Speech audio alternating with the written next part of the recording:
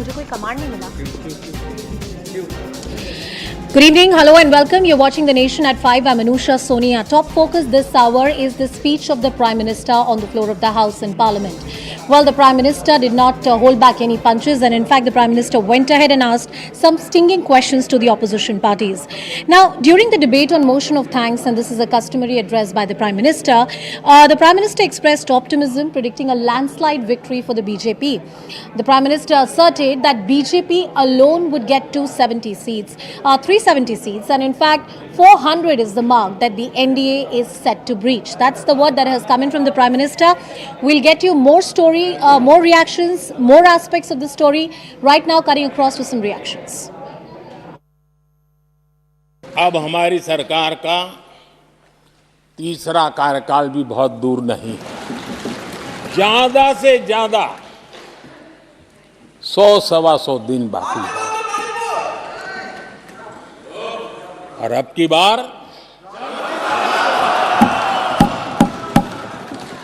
पूरा देश कह रहा है, अब की बार खड़गे जी भी कह रहे हैं।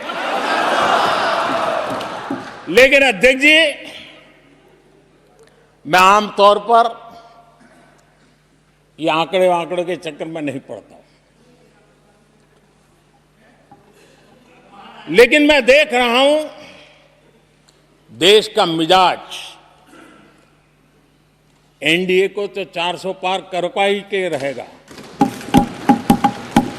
लेकिन भारतीय जनता पार्टी को 370 सीट अवश्य देगा।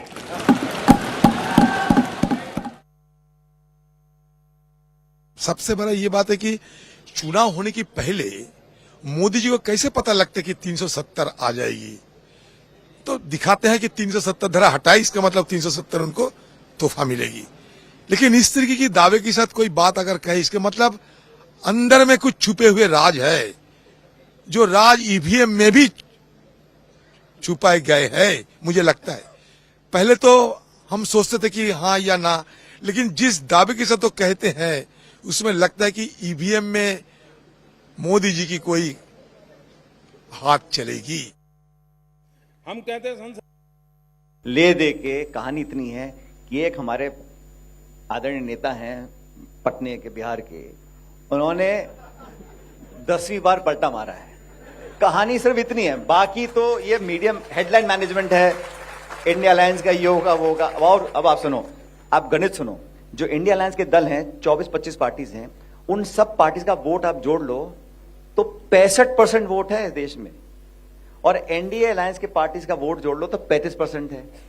अब मैं बीजेपी का अगर नेता हूं तो मैं तो घबरा जाऊंगा कि यार मैं कितना चिल्ला रहा हूं 10 साल से, भाषण दे रहा हूं लंबे लंबे, लेकिन सबका वोट 65% है। जो हमारे दल हैं, हमारा गठबंधन स्ट्रांग है। हर स्टेट में थोड़ा बहुत आप समझ सकते हैं, किसी रीजनल पार्टी है उसको अपना स्पेस छोड़ने में कितनी दिक्कत होगी, आप कल्पना कीजिए। लेकिन राष्ट्रीय हित में थोड़ा बहुत फ्लेक्सिबिलिटी हम सब लेकर आएंगे। हम राष्ट्रीय पार्टी हैं, and I am telling you very confidently that every regional party in this country has his own space, every chief minister has a whole role to play, but nationally at a pan-India level, the only political party that can take on the BJP at a national pan-India level is the Congress party. At the national level and at the opposition level is the only alternative for the country. That's what Sachin Pilot has asserted. But yesterday was a very particular and a specific assertion, Aman. Joining me on the broadcast is our political editor, Aman Sharma, to give us more perspective. Abki baar 400 ke par and Modi ki guarantee. Do you think the BJP will be able to achieve those numbers? And if yes, Prime Minister really comes forward and makes such specific assertions, where do you think they'll get these numbers from? Well, Anusha, I think the BJP is working on two strategies here. Number one strategy is to get as close to the 50% vote share mark as they can. Yes. They polled around 38% votes in the last elections. They want to up that percentage to close to 50, because if that happens, obviously the seats are going to go up in a big way. Number two strategy, I think, is to hold on to its existing strongholds, which is obviously the heartland. States like UP, Bihar, be it Rajasthan, Madhya Pradesh, Gujarat, holding on to this stronghold, the seats where the BJP in a way maximized its gains the last time. Second, I think the strategy is to enter the new areas, increase its seats in state, especially the east and the south. So I think the target areas for the BJP are West Bengal and Odisha and the 5 southern states. In the 5 southern states, out of 129 seats, the BJP last time won only 29. So they want to make forays into Andhra Pradesh, they want to up their tally in Telangana, they want to win some seats in Kerala and Tamil Nadu as well. This is where the BJP is aiming at to increase its tally. When it comes to, I think, 370 seat target, now if you speak to the opposition camp also, some of them would say, ye zyada bol gaye Modi ji, thoda zyada bol diya, itna nahi aayega, but clearly in the opposition camp, there is a realization that the BJP government is coming back, maybe not with 370, maybe with 320, 325, but 303, which the BJP got last time, was also a record margin for them. If they go up more than that, obviously the BJP will get more seats in the south, get more seats in the east. That is their plan to up the vote share. How much they are successful, I think the budget also had this inclination where it was a very non-populist budget. That I think explains the supreme confidence that Mr. Narendra Modi is showing. The cracks in the India alliance on the other side, Nitish Kumar coming towards the BJP. We're even seeing Uddhav Thackeray making amenable statements these days. So what's going to happen in Maharashtra also is up in mystery. So I think the BJP is leaving nothing to chance here. They're not leaving anything to chance, and southern states, some states where the BJP could not secure even one seat. Taking that point forward that my colleague Aman was talking about, the southern states, hoping from states like West Bengal. Pallavi, our senior editor also with us on the show to give us more perspective. Pallavi, do you think that the BJP will be able to amp up its numbers, especially in the south of the country? Well, it's trying, and if you go by the statement which was made by the BJP president, Mr. JP Nadda, at our event yesterday, he actually rattled off figures to show that if you take the entire opposition spectrum and how many seats they won from the Lok Sabha and how many BJP is won, the BJP has more in their number. I think there's a plan in place. The fact that the Prime Minister has been going down south, BJP top-notch leaders have been travelling down south, the messaging from the BJP is very clear, and I think that came across when the Prime Minister was going there just before the Pran Pratishtha, that Ram is not something which is limited only to North India. It is something which goes to down south as well. So the larger messaging that they are trying to send out is that please don't look at the BJP only as a Hindi heartland belt party. We've had MPs from down south. We give them presence there. And the Prime Minister and other leaders going there repeatedly is making the point that South matters to us. Yeah, absolutely. Pallavi, getting us all the details on that important story. That's the word that came in from the Prime Minister. The opposition, of course, thinks in their mind, and they've said it in the public also, that perhaps 370 is too much of a number. It's $1 million question about the number of seats BJP is going to get. But has it become only a matter of number of seats? Has the opposition lost complete confidence of coming back to power? It looks like a bloc which has lost its unity ever since Nitish Babu switched sides. Listening to some more voices, some more reactions on the story. See, actually, this is the talk of the town. Everywhere the public talking about the elections, and everybody say that Modi will cross 400 this time, because that is the tendency in the whole of India. So after the second term, Modi is achieved so many things. अब अगर exact 370 बोल रहे हैं और NDA 400, इसका मतलब rigging का complete हो गया काम, इतना ईवीएम सेट हो गया, मतलब देश के आप प्रधानमंत्री हैं, अब कहिए ना कि हम भारी मोहम्मद से आएंगे। एग्जैक्ट नंबर 370 जब आप कहते हैं ना तो शक होता है। अगर आप अपने वादे को ना पूरा करके भी अगर 370 लार का सपना देख रहे हैं तो मैं समझता हूं लोकतंत्र हमारा स्वस्थ नहीं है। There is no election now needed. He already got 400 seats. Then what is the purpose of elections? Then where are the values of the people? Everything in democracy is decided by the people of this country. We are very confident that people of country will decide to change, remove this dictatorship government.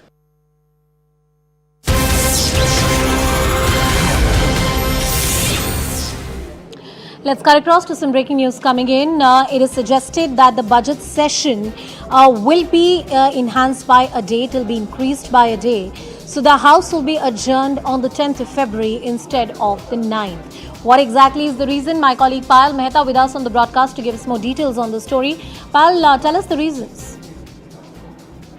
To understand, Anusha, is that today in the Business Advisory Committee meeting of the Rajya Sabha, this decision was primarily keeping in mind the pending agenda of the government.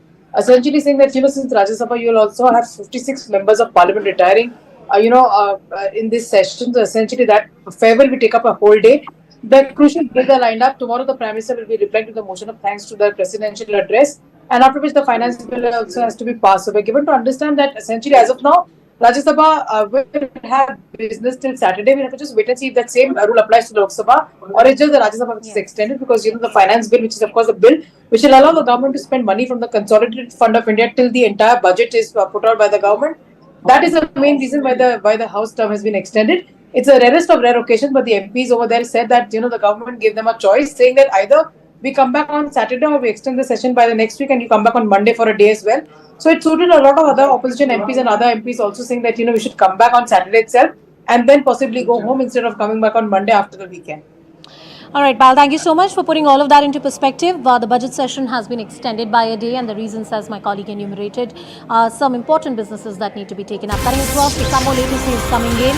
After Pakistani Army courts, now CNN News 18 has accessed the parliamentary panel findings against PTI and former Pak leader Imran Khan. Now, the Pak parliamentary panel reveals that PTI, the political party, deliberately put the country and the security on risk. They also tried to create a rift within the army. Top sources which are close to the Pakistani establishment reveal that they have enough evidence against PTI and the Imran Khan government.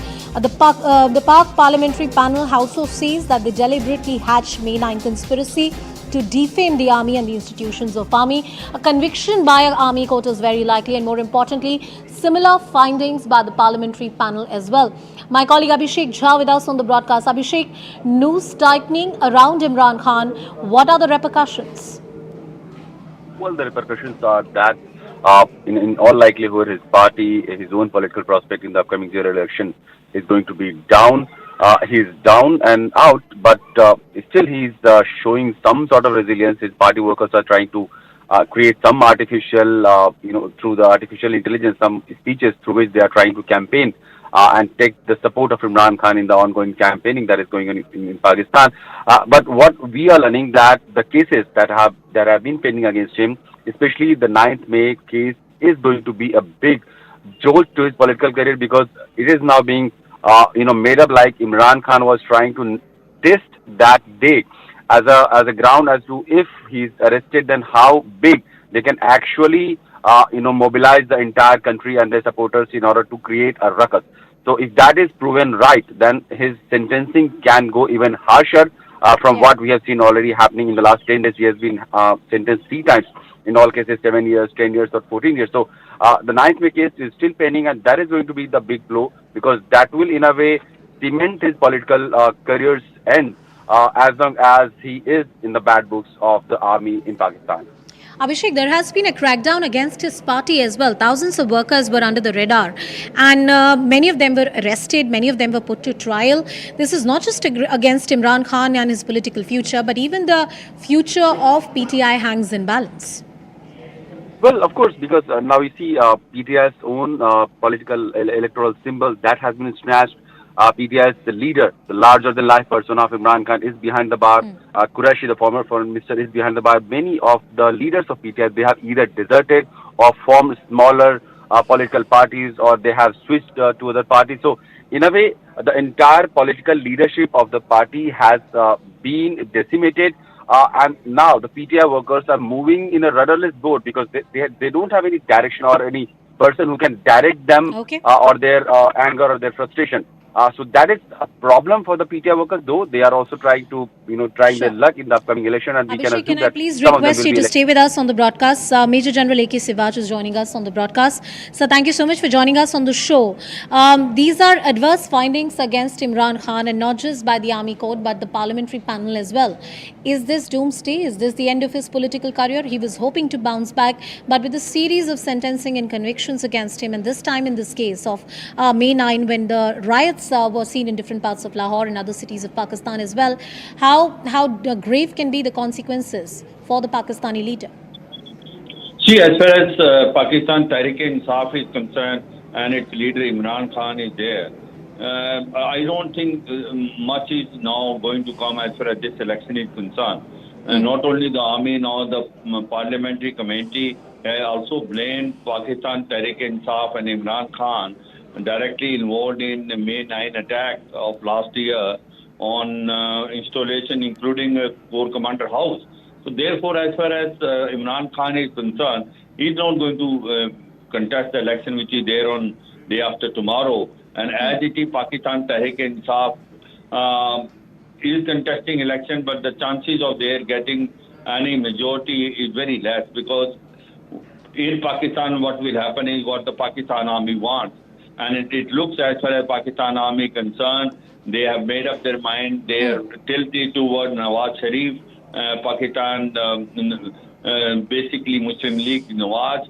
This is what it is looking. But as far as Imran Khan is concerned, one can say it is end of the road temporarily. What will happen after 4-5 years? Time will only tell. It has been happening very often in Pakistan. What happened to Nawaz Sharif 2 years back, 3 years back, you can imagine now he has come back again. But temporarily one say that this is the end of a political career of Imran Khan. At least in the foreseeable future, sir, as you rightly point out, that at least in the foreseeable future, that's what it is. And unpredictability is the most dominating character of Pakistani politics, especially with what has happened with their leaders in the past. We also have Achal Malhotra, the former diplomat, joining us on the broadcast. Achal Malhotra, thank you so much for joining us on the show. Talking about the future of Imran Khan and how we have seen a series of conviction against him. May 9 riots and the findings against Imran Khan, not just by the Pakistani Army Court, but by the parliamentary panel as well. Is this the end of his political career, at least for the foreseeable future? Yes, of course. If you look at how Pakistani establishment is out and out to demolish Imran Khan, already three different kind of sentences have already been pronounced. He has been held guilty in Toshakhana case. He has been held guilty for the alleged leakage of the secret documents. Also, he has been accused of, his marriage has been declared illegal. I mean, they're trying to demolish him to the extent possible, so that in a manner that he, not only his entire political setup, they are out to finish PTI, his party and his political career. Sure. But Pakistan, being what Pakistan is, anything can happen there. Anything can happen there. And but one pattern is there that whosoever has ruled in Pakistan, his end has not been all that present, whether it is General, and only Nawaz Sharif looks like an exception to a certain extent, but we don't know what is in store for him tomorrow. And whether ever Imran Khan will be able to make a comeback looks difficult at this point. Yeah, that will be speculative. We don't know what's going to happen with him in the next few weeks. I want to take one very short response from Major General A.K. Sivach as well. Major General Sivach, when we talk about the internal security situation in Pakistan, vis-a-vis the political stability, the manner in which Imran Khan and his political future seems to be completely jeopardized and in fact hangs in balance. It's only a matter of time that he might be convicted and sentenced. Already a sentence has been handed out in multiple cases. What does it mean for the political certainty, stability in the country of Pakistan?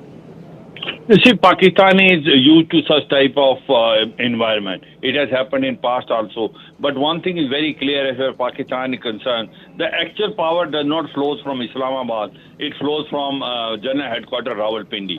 Whatever the Pakistan army wants, it will happen that way. And that's how the political instability comes in Pakistan. Earlier, last time when in 2018, that time the Pakistan army was more tilted toward Imran Khan. Imran Khan was not elected Prime Minister, he was selected Prime Minister. And this time it looks like that he fell apart from Pakistan army. He has been now behind the bar. He has been handed over a number of punishment in 3 cases. He is unlikely to come in very near future. But certainly it is Pakistan army directly or indirectly which rules Pakistan. And therefore it is a sham democracy. As very rightly brought out, there is a political instability in Pakistan. There is a total economic crisis. That is the biggest problem. And Tehreek-e-Taliban Pakistan, which is terrorist party is becoming very bold. So overall, it is a cocktail for a social war.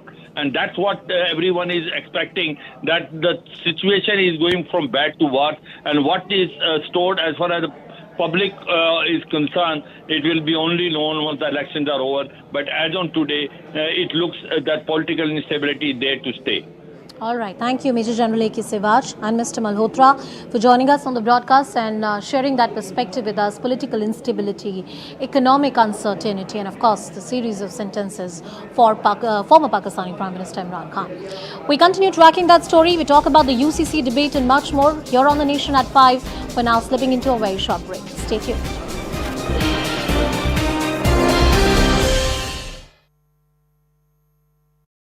When our big firecracker factory, also saying that a lot of the homes surrounding the firecracker factory also had inflammable material, and thankfully those did not ignite. But the fact is that there have been several cases in the past as well. That is what Ramkishore Dogne, the Harda MLA, has pointed out to us, but no action was taken by the local administration when it comes to cracking down on these illegal firecracker factories, especially in Harda. And now, as you can see those visuals on your screen, ladies and gentlemen, an intense blast taking place at this. तुरंत अपने प्रशासन को active करते हुए जो हो सकता वो सब करने के लिए लगभग 50 से ज़्यादा एम्बुलेंस हमने रवाना कर दी है, जिसमें घायलों को तुरंत नज़दीक के हॉस्पिटल में इसकी सुविधाएं मिले, बर्न यूनिट चालू हो जाए, इसलिए इंदौर, भोपाल, होशंगाबाद सभी दूरबर्न यूनिट और डॉक्टरों की टीम तैनात कर दी है। साथ ही साथ एक हेलीकॉप्टर से मेरे अपने कैबिनेट में जानकारी आई से मंत्री Rao Pratap Singh, ACS Ajit Kesari, DG home को स्पॉट पर रवाना किया, 400 से ज़्यादा पुलिस बल भेजा है और भारत सरकार को भी अवगत कराया, जिसके माध्यम से वो तुरंत उनके वहाँ से मदद मिले। और हम इस पूरी प्रयास में है कि हर हालत में किसी भी तरह सबसे पहले आग पे काबू पाया जा सके, जो भी घायल हैं उनको यथायोग्य मदद मिले। हमने घोषणा की है कि जो भी घायल होगा उसका इलाज पूरा मुफ्त किया जाएगा। जिनके घर में ये घटना घटी है या जिनकी मृत्यु हुई है, उनको परिवार को लगभग 4 लाख रुपए प्रति परिवार उसमें देने की हमने घोषणा की है। साथ ही साथ कोशिश कर रहे हैं कि इसमें जो घायल हैं उनको पूरा यथायोग्य सब प्रकार का इलाज कराया जा सके। बाबा महाकाल सबके कृपा करेंगे, मैं ऐसी उम्मीद करता हूँ। यद्यपि अब घटना बहुत भीषण है और हम प्रयास करेंगे किसी हालत में घटना की पुनरावृत्ति नहीं हो, और इसी में इस घटना के जांच के आदेश भी मैंने दिए हैं। होम सेक्रेटरी इसकी जांच करके पूरी रिपोर्ट मेरे को देने वाले हैं। उम्मीद करता हूं कि जल्दी जल्दी आग पे काबू पाया जाएगा। हम सब हिम्मत रखें, सरकार पूरी सजग है, पूरी मुस्तैदी से घटना के बाद इस पे जो प्रबंधन हो सकते हैं वो सब प्रबंधन में लगे हुए हैं। Harda MLA who's joining us on the phone line. Dogne साहब, और क्या जानकारी दे सकते हैं आप हमें? ये पूरी फैक्ट्री इतना इंटेंस ब्लास्ट हुआ है, डेथ टोल भी ऊपर जा रहा है, काफी घर भी जल चुके हैं, और क्या जानकारी दे सकते हैं आप? जी बिल्कुल, बहुत बड़ी घटना है, दुर्भाग्यपूर्ण है। ये हमारे उस आजू बाजू कॉलोनी थी, तो कॉलोनी के सभी घरों में नुकसान हुआ है, टूटे हैं घर और घायल भी हुए हैं। बाहर से निकलने वाले फैक्ट्री के आजू बाजू जो लोग निकल रहे थे, रास्ता है उसमें भी लोग पत्थरों से घायल हुए तो, और करीब 100-150 अस्पताल में भर्ती है, 2 करीब तो यहाँ, और 15-20 लोगों की डेथ भी हो चुकी है और बढ़ते जा रहे हैं। अंदर कभी खबर नहीं आ रही, तो अभी भी विस्फोट चल रहे हैं, छोटे छोटे विस्फोट हो रहे हैं, इसलिए कोई अभी अंदर मजदूर 100-150 कितने मजदूर थे वो कंफर्म नहीं हो पा रहा है, और उसके कारण भी पता नहीं लग पा रहा है, क्योंकि वहाँ ड्यूटी जो लगाने वाला था वो भी अंदर ही था, सभी अंदर थे, सुबह सुबह का मामला था, इसलिए अंदर की एक्चुअल जानकारी नहीं आ पा रही, पर ऐसा लग रहा है कि 100-150 में होंगे अंदर। जी, तो आप कह रहे हैं मजदूर भी अभी भी ट्रैप्ड है, और आपके हिसाब से अंदर जाना भी अभी डेंजरस है, क्योंकि छोटे छोटे एक्सप्लोजन हो रहे हैं, क्योंकि अभी भी इन्फ्लेमेबल मटीरियल वहां पे है जो अभी भी जल रहा है? चल रहा है, बिल्कुल बिल्कुल सही, बिल्कुल जी। और क्या क्या मोबिलाइज हो चुका है आपके आसपास के डिस्ट्रिक्ट से आपको मदद करने के लिए, ताकि ये ब्लेज कंट्रोल में आ सके? जी बिल्कुल बिल्कुल, आजू बाजू से यहाँ मेडिकल अस्पताल में ही हूँ मैं, अस्पताल में पूरी व्यवस्थाएं की है, यहाँ अस्पताल में भर्ती कर रहे हैं। आजू बाजू के जो हमारे हरदा के जो प्राइवेट अस्पताल है वो लोग डॉक्टर आ गए वहाँ के, और आसपास के जिले से भी आ रहा है, ये सब व्यवस्थाएं कर रहे हैं। इसके अलावा भोपाल भी व्यवस्था की गई है। सीएम के द्वारा जो मेडिकल कॉलेजों में 2 मेडिकल कॉलेज वो कर दिए गए हैं और यहाँ से पेशेंट रेफर जो कर रहे हैं वो सीधे वहाँ जा रहे हैं, वहाँ इलाज की व्यवस्था हो रही है।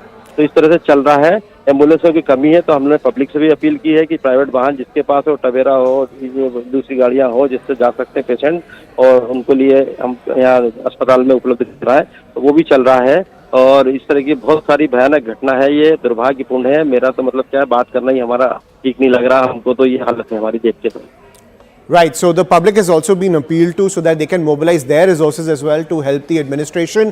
एक green corridor भी बना है हरदा से लेके भोपाल तक। कितना टाइम लगता है अगर यहाँ से पेशेंट्स ले जाने हो भोपाल के लिए, दोगने साहब?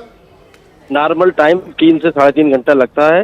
अगर ग्रीन कॉरिडोर बन गया होगा, अगर मुझे आइडिया नहीं है, पर बन गया होगा तो वो 3 घंटे 2.5 से 3 घंटे में पहुंच सकती है एम्बुलेंस। अगर 150 किलोमीटर है यहाँ से भोपाल। जी, सो 2.5 और 3 घंटों के बीच में अगर ग्रीन कॉरिडोर बन गया है, जो भी पेशेंट्स हैं वो हरदा से भोपाल पहुंच सकते हैं। ये इस फैक्ट्री के बारे में बताइए। आपके एरिया में जो ये फैक्ट्री थी, आप कह रहे हैं बहुत सारे मजदूर यहाँ काम करते थे, यहाँ पे ये कोई सिक्योरिटी ये सेफ्टी लैप्सेस हुए हैं इस फैक्ट्री से? क्योंकि इतनी बड़ी घटना, इसका ये मतलब है कि वो जो मटेरियल है जिससे ये फायर क्रैकर्स बनाते थे वो ठीक से स्टोर नहीं किया गया था। बिल्कुल बिल्कुल। और रेडी फटाके भी थे ना, रेडी फटाके भी थे, गोडाउन भी था वो, और आजू बाजू कॉलोनी लगी है। वो नाम्स के हिसाब से तो उसका एक भी नाम्स पूरा नहीं कर रहा वो एरिया जो जहाँ ये फैक्ट्री है, पर पता नहीं कैसे चल रही थी। और इस पे 2 घटनाएं पहले भी हो चुकी थी, हम लोगों ने पहले भी शिकायत की इसको हटाया जाए, उसके बाद भी नहीं हटी। तो ये प्रशासन का भी फेलियर है इसमें पूरा, और निश्चित ये फेलियर के कारण ही घटना हुई है। अगर कभी वहां से हटा दिया जाता तो ये इतनी घटना नहीं होती, या टाइम से चेक कर लेते, स्टॉक इतना नहीं होने देते। स्टॉक बहुत बड़ा स्टॉक था, पूरे हरदा में भूकंप जैसी तो स्थिति नहीं है। हरदा है और हरदा के मकानों की खिड़कियां सब फूट गई हैं, सभी प्राय मकान, और छोटे मकान आजू बाजू की कॉलोनी में तो टूट गए, गिर गए, इस टाइप की चीजें हुई हैं। और गिरने से भी लोग मकान गिरे हैं तो उसमें दब के लोगों भी इंजर्ड हुए हैं। कोई रोड पे चल रहा था तो पत्थर उड़ के गया तो उससे लग के इंजर्ड हुए हैं। तो ऐसे भी बहुत सारी वो घटना हुई है। तो काफी बड़ा हादसा है ये, और शहर के बीच में था, ये दुर्भाग्यपूर्ण है। जी, दोगने साहब, आप कह रहे हैं, एक क्लैरिफाई करने के लिए, कि आप कह रहे हैं ये एक इलीगल फायर क्रैकर फैक्ट्री थी, आपने बहुत सारी शिकायतें की थी इसके खिलाफ, क्योंकि पहले भी घटनाएं ऐसी हो चुकी हैं। जी, पहले भी घटना हो चुकी है, पहले भी 2-3 लोग मारे जा चुके, उसमें अंदर विस्फोट हुआ तो। जी, और यहाँ एक कॉलोनी और आजू बाजू कॉलोनियां भी हैं, कॉलोनियों में भी ये फटाके बनाते, घर से भी बना के जहाँ भर के लोग ले जाते हैं, 1-2 किलो ये ले जाते हैं और ले जाके बनाकर घर में करते हैं। तो इस तरह की भी कॉलोनी में भी चलता। अगर वो तो बच गई, कॉलोनी में नहीं फैला, नहीं तो कॉलोनी में फैलता तो हर घर में विस्फोट होता, ये स्थिति बनती। पर इसको ये चल रही है, यही दुर्भाग्यपूर्ण है। अब मैं ज्यादा क्या बोल पाऊँ अभी, तो है ना, मैं कल के बाद आरोप लगाऊंगा ये सब चीजों पे, क्योंकि ये प्रशासन का पूरा फेल्यूर है इसमें, पुलिस और प्रशासन का दोनों का फेल्यूर है कि जो इस तरह की फैक्ट्रियां चल रही हैं और आप लोग अगर कभी देख नहीं पा रहे हैं तो दुर्भाग्य। हम लोगों की शिकायत के बाद भी कार्रवाइयां नहीं हुई है, ये भी दुर्भाग्यपूर्ण है। Right, so strong charges coming in from the Harda MLA saying that this was clearly an illegal firecracker factory. Despite complaints going to the local administration, no action was taken against this illegal firecracker factory. Also saying that a lot of the homes surrounding the firecracker factory also had inflammable material, and thankfully those did not ignite. But the fact is that there have been several cases in the past as well. That is what Ram...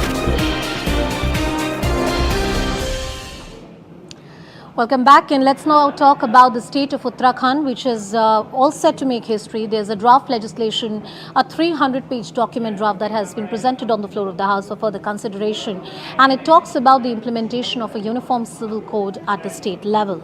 Now, it clearly says, this particular draft presented on the floor of the Assembly says that the tribals will not be covered under this, which means it's not violative of the 6th schedule. It clearly lays down that for all communities and individuals residing in the state of Uttarakhand, there's going to be a uniform system which will be applicable as far as marriage and inheritance, adoption, these aspects of personal laws are concerned. Interestingly, the Muslim personal law, which allows certain riders, including the fact that you can have up to 4 wives, the marriage of girls who have attained puberty is allowed, legally allowed under Muslim personal law. It seems prima facie with this bill that once it comes into force, all these practices will be done away in the state of Uttarakhand. Uttarakhand. As expected, there is a lot of political drama which has unfolded ever since that draft was presented. Let's listen in to some reactions on the story.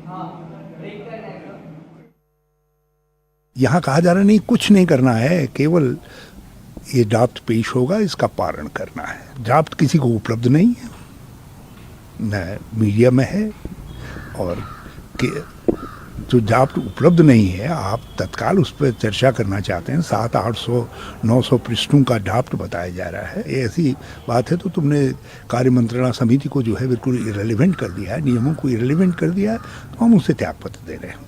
मेरी शिकायत, क्योंकि धामी जी की उत्सुकता समझ में आती है, क्योंकि उन्होंने बहुत चतुराई से अपना भाजपा के अंदर स्थान बनाने के लिए इस यूसीसी का उपयोग किया है।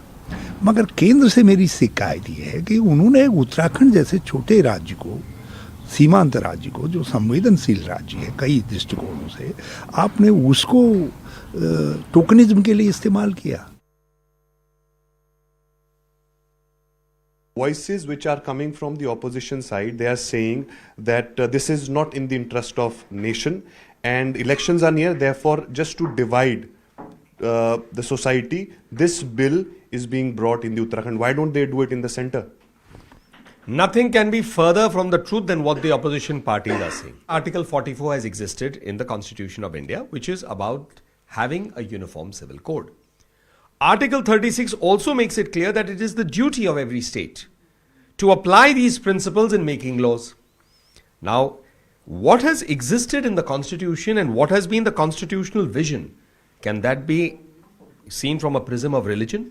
Should it not be seen from the prism of rights of women, children, all Indian citizens equally, as under Article 44 it is envisaged, that the state will not have any law which creates inequality between different people in the country? Dr. Hemanta Biswa Sarma had formed a committee which included a retired High Court judge, the Advocate General, me as the Senior Additional Advocate General, some other members were there to come up with a report whether we could ban polygamy. We gave that report. It was accepted by the Chief Minister and the government, and then we were asked to draft the law.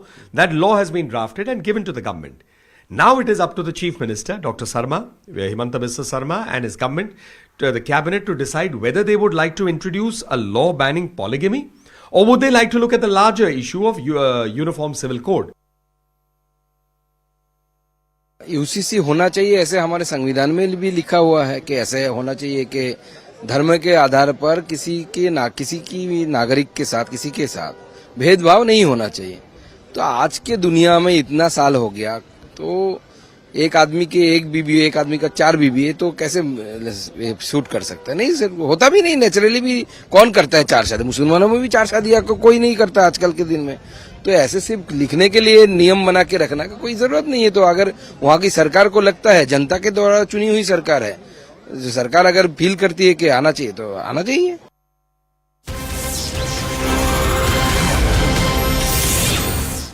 Well, will more BJP-ruled states follow the suit? It looks like we have UP Deputy Chief Minister Keshav Prasad Maurya, who's made a statement and said that UP is looking closely at the developments, and when the time is right, UCC or the facets of it will be brought in the state of Uttar Pradesh as well.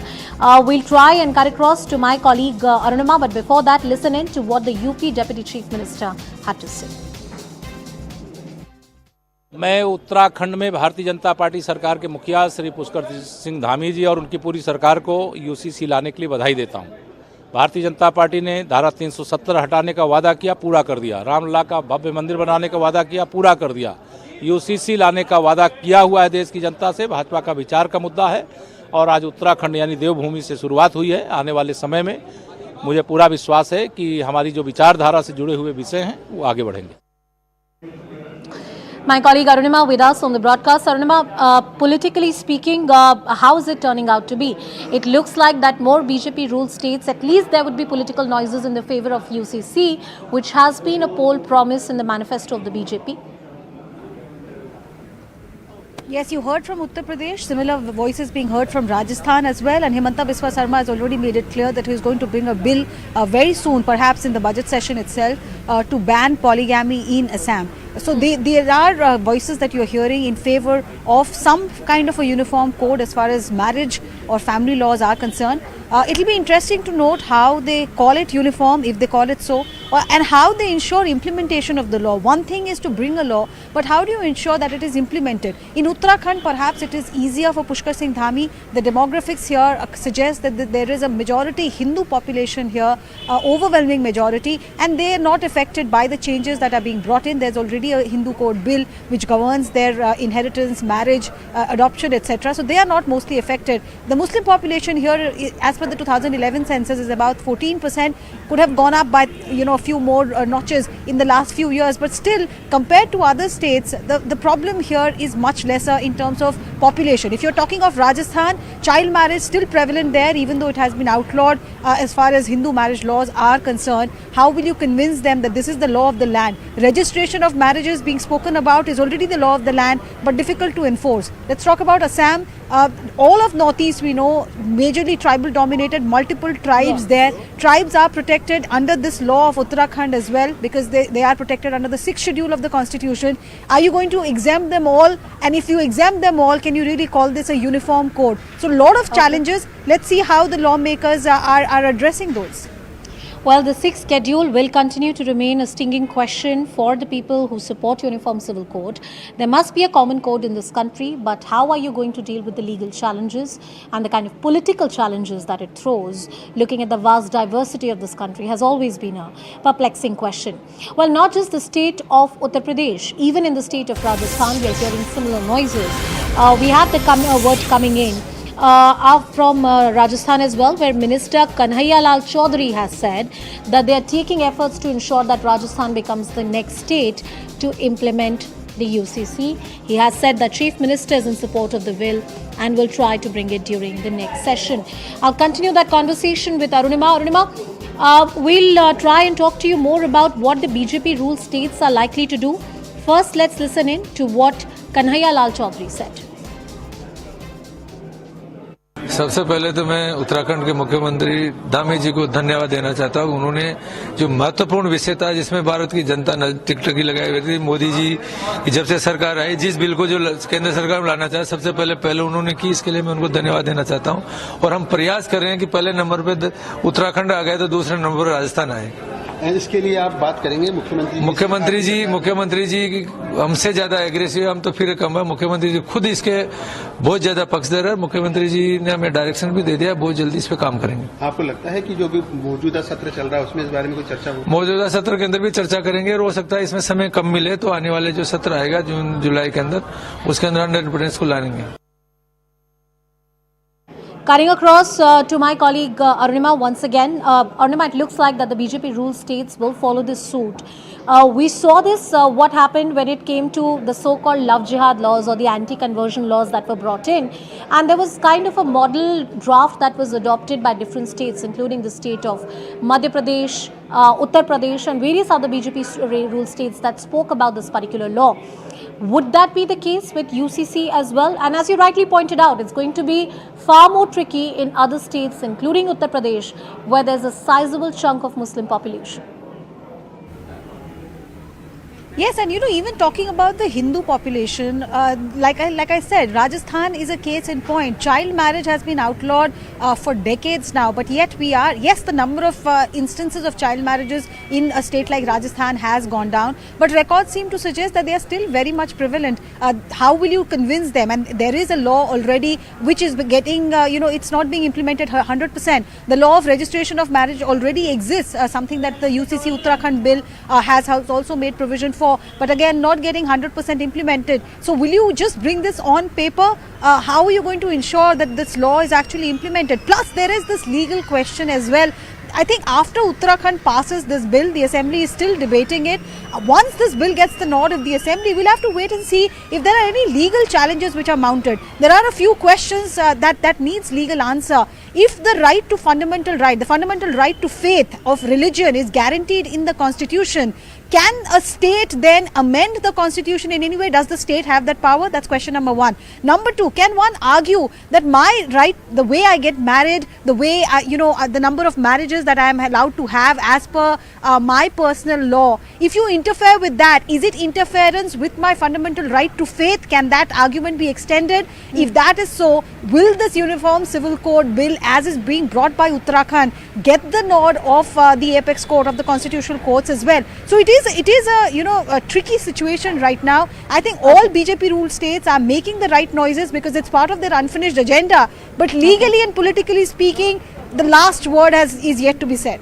Well, I agree with the part, Arunima, when you say that the last word is yet to be said. The Sharia Application Act 1937, various other laws in this country that allow Muslims to have a personal code of their own need to be done away with, where we can really have that. And as far as the state interference is concerned, unless it contradicts with the basic tenets of somebody's faith and religion, a state has a right to make changes in any degree of the personal laws of the land. Let's cut across to some more news coming in.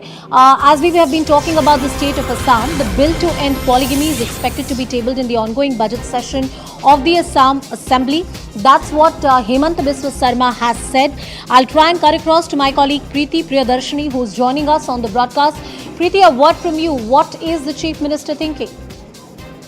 See, first of all, we'll have to say that very recently the Chief Minister of Assam, Hemant Biswa Sarma, actually announced that the anti-polygamy bill will be tabled this time in the budget session, and it is expected to be tabled on 12th of this month during the budget session. But however, he also stated that they are very closely monitoring what will happen in Uttarakhand, and he also stated that they are closely monitoring the development in Uttarakhand. If the Uttarakhand UCC bill is made in the State Assembly as in today, and they can implement the entire UCC, they will see to it. Otherwise, our assembly, the Assam Assembly, will introduce the anti-polygamy bill on 12th of February. However, a lot of oppositions have been coming in from the AIUD, particularly where we have seen Aminul Islam speaking about it, where he has stated that the country, India, the entire country is a place of a beautiful variety of flowers, but they are trying to put one flower and bringing in UCC.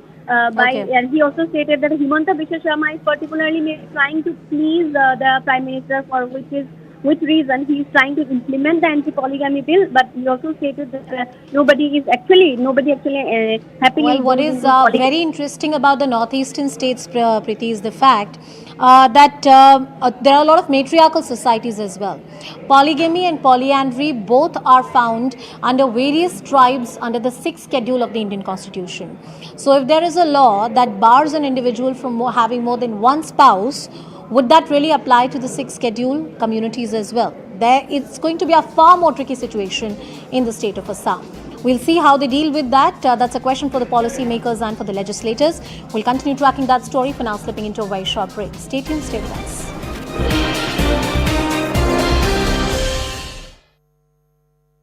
Brought to you by Harda MLA has pointed out to us, but no action was taken by the local administration when it comes to cracking down on these illegal firecracker factories, especially in Harda. And now, as you can see those visuals on your screen, ladies and gentlemen, an intense blast taking place at this. तुरंत अपने प्रशासन को active करते हुए जो हो सकता है वो सब करने के लिए लगभग 50 से ज़्यादा एम्बुलेंस हमने रवाना कर दी है, जिसमें घायलों को तुरंत नज़दीक के हॉस्पिटल में इसकी सुविधा मिले, बर्न यूनिट चालू हो जाए, इसलिए इंदौर, भोपाल, होशंगाबाद सभी दूरबर्न यूनिट और डॉक्टरों की टीम तैनात कर दी है। साथ ही साथ एक हेलीकॉप्टर से मेरे अपने कैबिनेट में जानकारी आई से मंत्री Rao Pratap Singh, ACS Ajit Kesari, DG home को इस स्पॉट पर रवाना किया, 400 से ज़्यादा पुलिस बल भेजा है और भारत सरकार को भी अवगत कराया, जिसके माध्यम से वो तुरंत उनके वहाँ से मदद मिले। और हम इस पूरी प्रयास में है कि हर हालत में किसी भी तरह सबसे पहले आग पे काबू पाया जा सके, जो भी घायल हैं उनको यथायोग्य मदद मिले। हमने घोषणा की है कि जो भी घायल होगा उसका इलाज पूरा मुफ्त किया जाएगा। जिनके घर में ये घटना घटी है या जिनकी मृत्यु हुई है उनको परिवार को लगभग 4 लाख रुपए प्रति परिवार उसमें देने की हमने घोषणा की है। साथ ही साथ कोशिश कर रहे हैं कि इसमें जो घायल हैं उनको पूरा यथायोग्य सब प्रकार का इलाज कराया जा सके। बाबा महाकाल सबके कृपा करेंगे, मैं ऐसी उम्मीद करता हूँ। यद्यपि अब घटना बहुत भीषण है और हम प्रयास करेंगे किसी हालत में घटना की पुनरावृत्ति नहीं हो, और इसी में इस घटना के जांच के आदेश भी मैंने दिए हैं। होम सेक्रेटरी इसकी जांच करके पूरी रिपोर्ट मेरे को देने वाले हैं। उम्मीद करता हूँ कि जल्दी जल्दी आग पे काबू पाया जाएगा। हम सब हिम्मत रखें, सरकार पूरी सजग है, पूरी मुस्तैदी से घटना के बाद इस पे जो प्रबंधन हो सकते हैं वो सब प्रबंधन में लगे हुए हैं। Harda MLA who's joining us on the phone line. Dogne साहब, और क्या जानकारी दे सकते हैं आप हमें? ये पूरी फैक्ट्री इतना इंटेंस ब्लास्ट हुआ है, डेथ टोल भी ऊपर जा रहा है, काफी घर भी जल चुके हैं, और क्या जानकारी दे सकते हैं आप?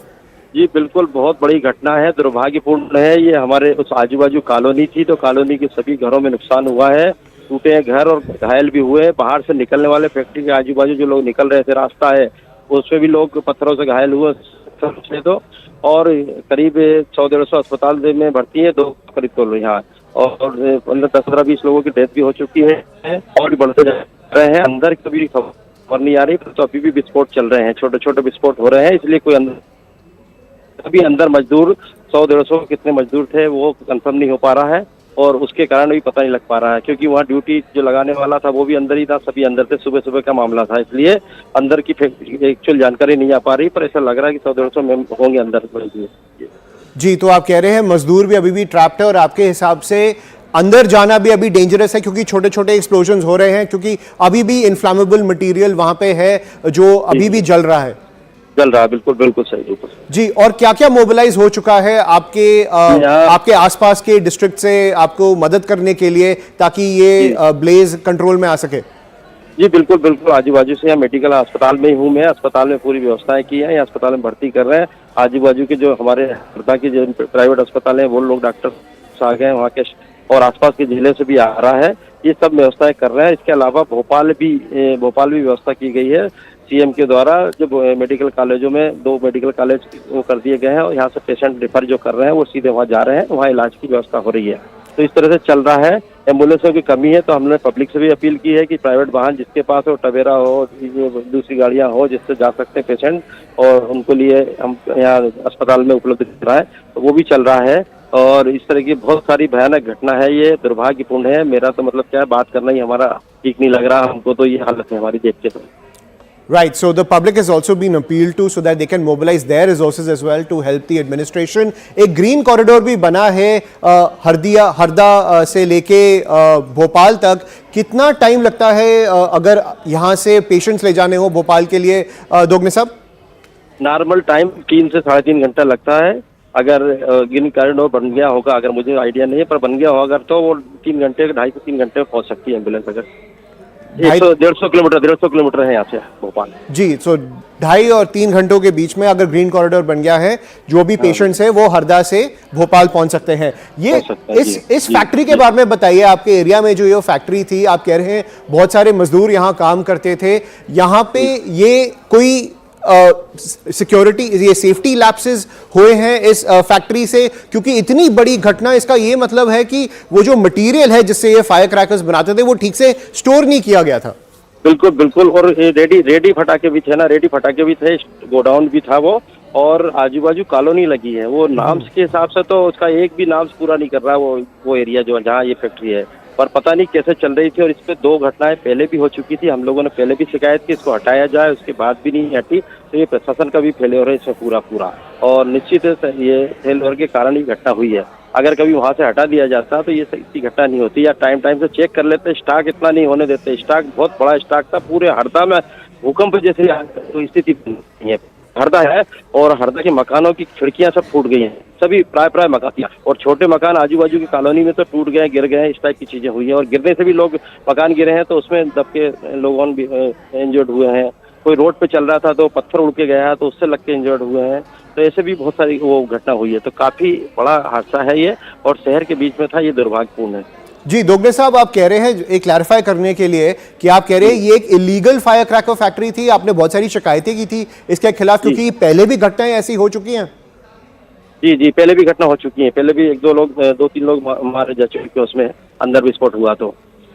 जी, और और कंप्लेंट्स यहाँ भी गई एक थी। कॉलोनी और आजू बाजू कॉलोनियां भी हैं, कॉलोनियों में भी ये पटाखे बनाते हैं, घर से भी बना के जहाँ भर के लोग ले जाते हैं, 1-2 किलो ये ले जाते हैं और ले जाके बनाकर घर में करते हैं। तो इस तरह की भी कॉलोनी में भी चलता, अगर वो तो बच गई कॉलोनी में नहीं फैला, नहीं तो कॉलोनी में फैलता तो हर घर में विस्फोट होता, ये स्थिति बनती। पर इसको ये चल रही है, यही दुर्भाग्यपूर्ण है। अब मैं ज्यादा क्या बोल पाऊँ अभी, तो है ना, मैं कल के बाद आरोप लगाऊंगा ये सब चीजों पे, क्योंकि ये प्रशासन का पूरा फेल्यूर है इसमें, पुलिस और प्रशासन का दोनों का फेल्यूर है कि जो इस तरह की फैक्ट्रियां चल रही हैं और आप लोग अगर कभी देख नहीं पा रहे हैं तो दुर्भाग्य। हम लोगों की शिकायत के बाद भी कार्रवाइयां नहीं हुई है, ये भी दुर्भाग्यपूर्ण है। Right, so strong charges coming in from the Harda MLA saying that this was clearly an illegal firecracker factory. Despite complaints going to the local administration, no action was taken against this illegal firecracker factory. Also saying that a lot of the homes surrounding the firecracker factory also had inflammable material, and thankfully those did not ignite. But the fact is that there have been several cases in the past as well. That is what Ramkishore Dogne, the Harda MLA, has pointed out to us. But no action was taken by the local administration when it comes to cracking down on these illegal firecracker factories, especially in Harda. And now, as you can see those visuals on your screen, ladies and gentlemen, an intense blast taking. All right, let's cut across to some latest news coming in. The acting DGP, which have become a norm in various states, is something that the central government has frowned upon. The central government believes that there are various norms which are not being followed, and the state governments, to do away with the seniority clause and the principles, have come up with this formula of acting DGPs, which is problematic and also violative of the Supreme Court guidelines. What exactly this matter is about and which are the state governments which are under the scanner right now for such appointments? Cutting across to my colleague Siddhant Mishra, who is with us on the broadcast. Siddhant, please tell us more. That's right. So Manoj Gupta is bringing this piece of breaking news for us. In fact, the central government is concerned over violation of the appointment of DGPs of several states. So there is a procedure that has been set by the apex court, and according to which the names have to be sent to the panel, UPSC, as per the guidelines of Supreme Court. And in fact, the top sources in the government of India have told Manoj Gupta that government is taking serious view of the state government for not following the guidelines which has been set by Supreme Court as far as the appointment of DGPs are concerned. And also, according to the SC guidelines, panel will has to be sent to Delhi, and UPSC will give 3 names for the appointment for state government. For appointment of own choices and avoiding seniority, state governments have to come up with the formula of acting DGP. Now, it has been found that some of these states, which includes the states like Telangana, Andhra Pradesh, UP, Punjab, Uttarakhand, Orissa, West Bengal has acting DGPs, including one in UT of JNK. Now, UPSC sources have told CNN News 18 that this case, they are only advisory body and can't write to anyone. This is a state government which will comply with the SC. This is up to the state government to comply with the SC, the norms that has been set by the Supreme Court as far as the selection of DGPs of the state is concerned. All right, Siddhant, thank you so much for putting all of that into perspective. Manoj Gupta getting us this exclusive information. Let's shift our focus to this controversy or the political standoff between the opposition and the centre. There are various leaders from the south of the country, including Karnataka Chief Minister Mr. Siddaramaiah, who are all set to stage a protest here in the national capital. The allegation against the central government is of discrimination and bias. We already have the Chief Minister on record to argue that the GST payments are not being given on time to states like Karnataka, and the dues have been pending for a very long time. Similar statements have been made by Kerala Chief Minister Pinarayi Vijayan as well, and he has also shown protests of this nature. Now, we also have Karnataka Deputy Chief Minister D.K. Shivkumar, who is already in the national capital to oversee the preparations for the protest which is planned here in the national capital. The North versus South debate, the allegations of bias on part of the central government, that forms the political narrative. BJP, of course, has refuted all these allegations, with Finance Minister herself on record on the matter. Listen into the voices and reactions on this story. जो खुलेआम देश में अलग देश बनाने की वकालत करते हैं,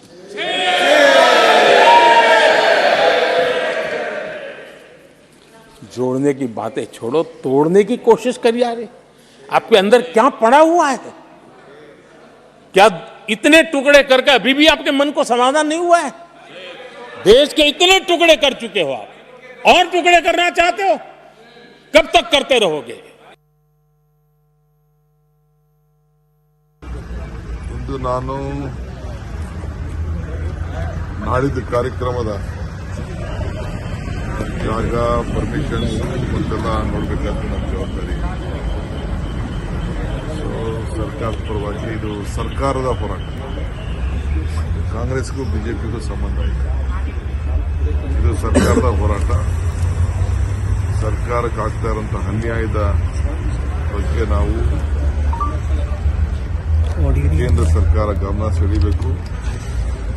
ನಮ್ಮ ತೆರಿಗೆ, ನಮ್ಮ ಹಕ್ಕು, ನಮ್ಮ ಅನುದಾನ, ನಮ್ಮ ಹಕ್ಕು, ನಮ್ಮ ಅಭಿವೃದ್ಧಿ, ನಮ್ಮ ಜವಾಬ್ದಾರಿ. ಸೊ ಇದೆಲ್ಲ ನಾವು ಜನರಿಗೆ ಮಂದಟ್ಟು ಮಾಡಬೇಕು. ನಮ್ಮ ಆಗ್ತಿರೋಂಥ ಅನ್ಯಾಯವನ್ನು, ನಮ್ಗೆ ಸಿಗಬೇಕಾದಂಥ ಪಾಲನ್ನು ನಾವು ಕೊಡಿಸಬೇಕಾದ್ದು ನಮ್ಮ ಕರ್ತವ್ಯ. No, he has mentioned, he has talked about politically for the election speech, what he made. What he has commented, it's known facts. He is a opposition, he is the Prime Minister. Whatever he wanted to say, he said. I don't want to comment on Prime Minister. As an Indian, I condemn this overall what he has made the comments on Parliament.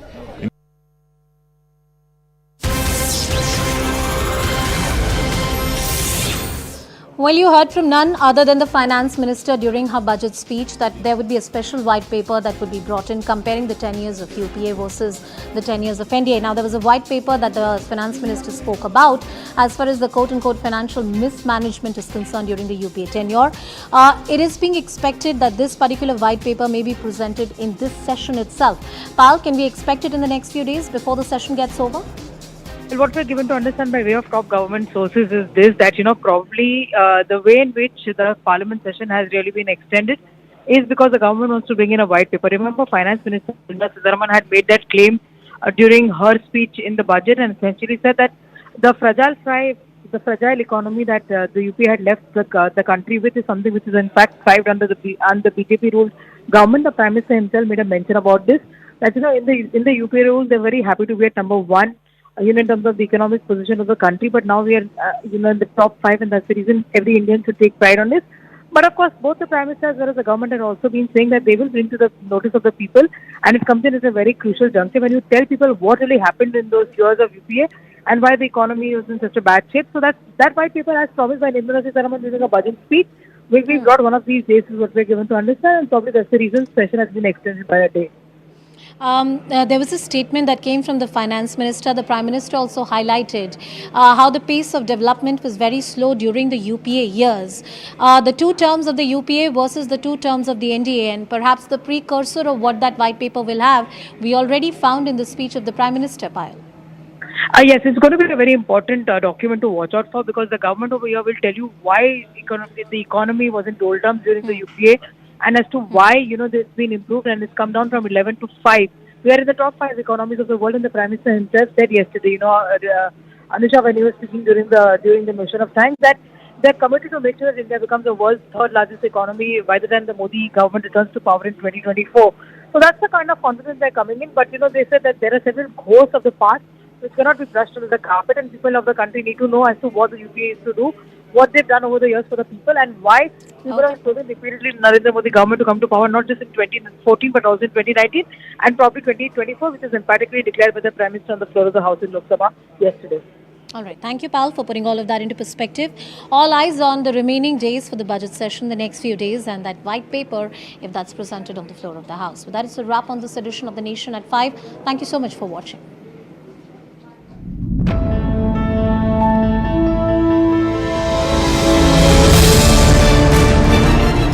The ED says this is not the first, second or third, this is the 10th summons that's been issued to Mr. Suri. If he has nothing to hide in the land scam, in the mining scam, why does he just not show up?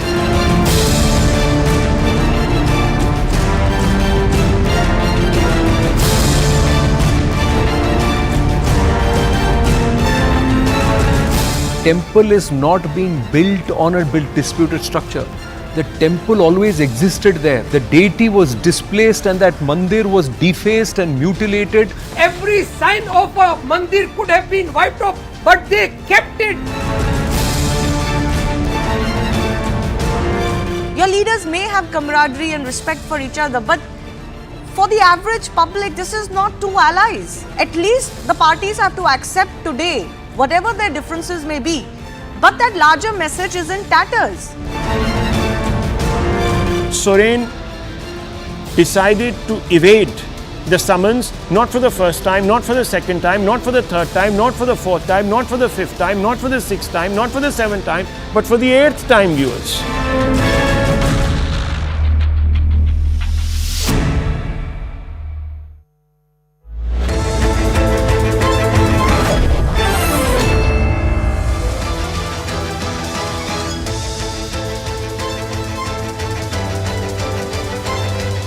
Welcome everyone. Thanks a lot for staying with us. You're watching Plain Speak with me, Shivani Gupta.